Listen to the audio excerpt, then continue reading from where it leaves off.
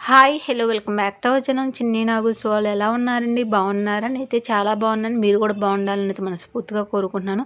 నా వీడియోస్ ఎవరైనా first time చూస్తుంటే ఒక లైక్ ఇవ్వండి. మీరు ఇచ్చే లైక్స్ వల్ల మన వీడియోస్ అనేది ఎక్కువ మందికి అయితే రీచ్ అవుతాయి. ఎవరైనా ఫస్ట్ టైం చూస్తుంటే సబ్స్క్రైబ్ చేసుకోండి. టుడే వ్లాగ్ వచ్చేసి ఇది మండే ఆఫ్టర్నూన్ తీసిన వ్లాగ్ అండి. నేనైతే ఈ రోజు అయితే ఫిష్ ఫ్రై అయితే చేశాను. క్లైమేట్ అయితే మాకైతే వర్షం పడుతుందండి. ఇంకా వెదర్ అయితే చాలా కూల్గా ఉంది. ఇంకా నేను వేడిగా ఫిష్ ఫ్రై అయితే చేశాను. నా స్టైల్లో నేను ఫిష్ ఫ్రై ఎలా చేస్తాను అనేది ఈరోజు వీడియోలో అయితే చూపిస్తాను. చాలా అంటే చాలా సింపుల్ అండి.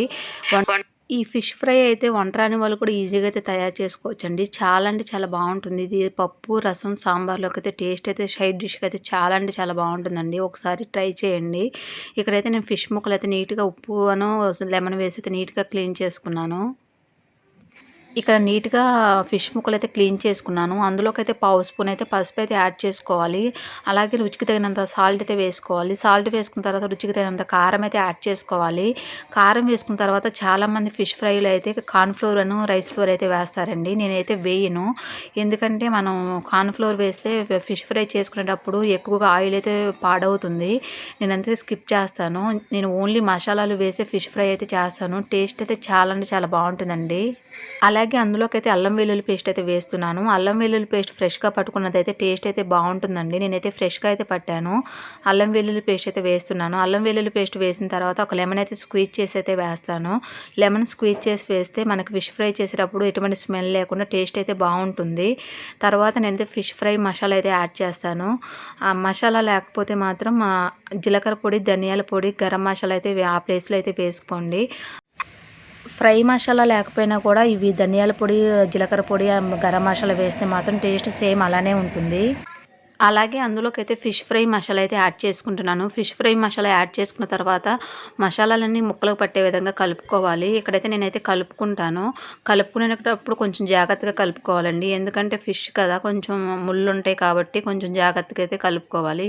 ఇక్కడైతే ముక్కలకు పట్టే విధంగా నేనైతే మసాలా అయితే కలుపుతున్నాను. మసాలా కలిపి ఇవైతే ఒక 1 అవర్ అయితే పక్కన పెట్టాలండి. అప్పుడే మనకి ఎంత నానితే టేస్ట్ అంత బాగుంటుంది.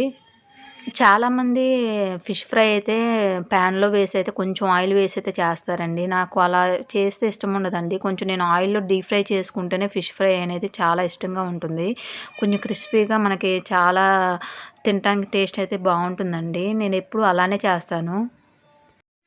ఫిష్ ముక్కలకైతే మసాలా అయితే పట్టించాను. మసాలా పట్టించిన తర్వాత ఒక బాక్స్‌లో పెట్టుకొని అయితే ఒక 1 ఆర్ 2 అవర్స్ అయితే ఫ్రిడ్జ్‌లో పెట్టుకొని అయితే ఉంచుకోవాలండి. ఎంత నానితే టేస్ట్ అంత బాగుంటుంది. నేనైతే 1 అవర్ అనుకున్నాను కానీ నాకు నిన్న సండే రోజైతే కుదరలేదండి. నేను ఇంకా సండే అయితే వేపలేదు. మండే రోజైతే వేపాను. 1 డే అయితే నానినాయి కదా! టేస్ట్ అయితే చాలా అంటే చాలా బాగుంది. స్టవ్ మీద అయితే కళాయి పెట్టుకున్నాను. అందులోకైతే డీప్ ఫ్రైకి సరిపడా అయితే ఆయిల్ వేసుకున్నాను. కొంచెం ఆయిల్ తక్కువగానే వేసుకోండి. ఎందుకంటే తర్వాత మనకి ఇది ఎటువంటి కర్రీస్‌లో కూడా యూజ్ అవ్వదండి. అందుకనే కొంచెం లైట్‌గా తక్కువగానే వేసుకోండి. ఇక్కడ నేను ఆయిల్ అయితే వేసుకున్నాను. ఆయిల్ అయితే మంచిగా హీట్ అయింది. హీట్ అయిన ఆయిల్‌లోకి అయితే మనం ముందుగా నానబెట్టుకున్న ఫిష్ ముక్కలైతే వేసుకొని మంచిగా వేపుకోవాలి. ఇక్కడైతే నేను వేపుకుంటాను. ఎప్పుడైనా ఫిష్ ఫ్రై చేసుకునేటప్పుడు స్టవ్ అనేది మీడియం ఫ్లేమ్‌లో పెట్టుకొనైతే ఫ్రై చేసుకోవాలండి. 2 వైపులా తిప్పుతూ గోల్డెన్ బ్రౌన్ కలర్ వచ్చే వరకైతే వేపుకోవాలి. అప్పుడే మనకు ఫిష్ ఫ్రై టేస్ట్ అనేది బావుంటుంది. క్రిస్పీగా కూడా వస్తుంది. ఇక్కడైతే నేను వేపుకుంటున్నాను. 2 వైపులా తిప్పుతూ అయితే గోల్డెన్ బ్రౌన్ కలర్ వచ్చే వరకైతే వేపుకుంటాను. యాక్చువల్‌గా చాలామంది ఫిష్ ఫ్రై చేసుకునేటప్పుడు మనకు ఆయిల్ వేస్ట్ అవుతుందనేసి ఎక్కువగా పాన్ ఫ్రై అయితే చేసుకుంటారండి. పాన్‌లో లైట్‌గా ఆయిల్ వేసుకొని ఫ్రై అయితే చేసుకుంటారు. నాకెందుకు అలా ఫ్రై చేసుకుంటే లోపల వరకు మనకి పీస్ అనేది కుక్ అవ్వదనైతే అనిపిస్తుంది. ఇలా డీప్ ఫ్రై చేసుకుంటేనే మనకి ఆహ్, లె ఫిష్ ఫ్రై అనేది మంచిగా కుక్ అవుతుంది. లోపల వరకు కూడా మంచిగా ఫ్రై అయ్యి మనకి ముక్క అనేది క్రిస్పీగా టేస్ట్ అనేది బావుంటుంది. ఎప్పుడైనా ఫిష్ ఫ్రై అనేది డీప్ ఫ్రై చేసుకోకుండా పాన్ ఫ్రై చేసుకునే వాళ్ళు ఇలాగ డీప్ ఫ్రై చేసుకొని అయితే ట్రై చేయండి. ఇలా అయితే టేస్ట్ అనేది కొంచెం డిఫరెంట్‌గా ఉంటుందండి. ఆ టేస్ట్ కన్నా ఈ టేస్ట్ ఇంకా బావుంటుంది. ఒకసారి కొంచెం ఆయిల్ వేస్ట్ అవుతుంది కానీ టేస్ట్ మాత్రం బావుంటుంది. మనం టేస్ట్ పరంగా చూసుకుంటే మాత్రం ఇలా చేసుకుంటేనే టేస్ట్ అనేది బావుంటుంది. ఇక్కడైతే మంచిగా ఫ్రై అయినాయండి. చూసారా గోల్డెన్ బ్రౌన్ కలర్ అయితే వచ్చినాయి. నేనైతే ఫిష్ ముక్కలైతే మంచిగా వేపుకున్నాను. వేగిన తర్వాత నేనైతే టిష్యూ పేపర్‌లో వేస్తాను. టిష్యూ పేపర్లో వేస్తే మనకు ఆయిల్ అనేది మంచిగా పీల్చుకుంటుంది. నేను ఎప్పుడైనా ఫిష్ ఫ్రై చేసుకునేటప్పుడు చిన్న కళాయే పెట్టుకుంటానండి. ఎక్కువగా ఆయిల్ వేస్ట్ అవ్వకుండా ఉంటుంది. ఇలా ఆయిల్ వేస్ట్ అవ్వకుండా చిన్న కళాయి పెట్టుకొని నేనైతే 2, 3 ముక్కలైతే వేపుకుంటూ ఉంటాను.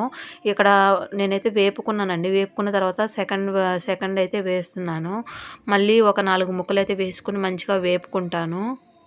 కళాయి చిన్నది కాబట్టి ఎప్పుడైనా పీస్ అనేది 2, 3 ముక్కలు వేసుకొని మంచిగా ఫ్రై చేసుకుంటే పీస్ లోపల కూడా మంచిగా ఫ్రై అయ్యి టేస్ట్ అనేది బావుంటుంది. ఇక్కడైతే నేనైతే సెకండ్ రౌండ్ అయితే వేస్తున్నాను. వేసుకొని ఇవి కూడా మంచిగా ఫ్రై చేసుకుంటాను. ఫ్రై చేసుకొని మంచిగా ఇదైతే పప్పులో కానీ, సాంబార్లో కానీ నంచుకొని తింటే మాత్రం టేస్ట్ అయితే నెక్స్ట్ లెవెల్ ఉంటుందండి. ఒకసారి మీరు ట్రై చేయండి. ఈ ప్రాసెస్‌లో టేస్ట్ అయితే నెక్స్ట్ లెవెల్ అనే అంటారు. ఈ ప్రాసెస్‌లో ట్రై చేసి మీకు ఎలా వచ్చిందో కామెంట్ అయితే చేయండి. ఈ ఫిష్ ఫ్రై అనేది మన ఫంక్షన్‌లో చేస్తారు కదా! సేమ్ అదే టేస్ట్ అయితే వస్తుంది. వాళ్ళైతే కొంచెం ఫుడ్ కలర్ అయితే యాడ్ చేస్తారండి. మనం ఎటువంటి ఫుడ్ కలర్ వేయం కాబట్టి మనకి సేమ్ నేచురల్ కలర్ అయితే వస్తుంది. ఇలా అయితే ట్రై చేయండి. చాలా అంటే చాలా బావుంటుంది.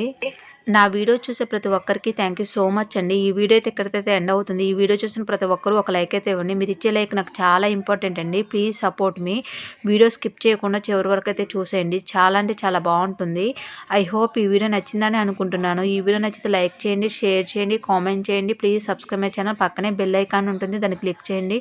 మరొక మంచి వీడియోతో మళ్ళీ కలుసుకుందాం. Thanks for watching. Bye friends. Bye.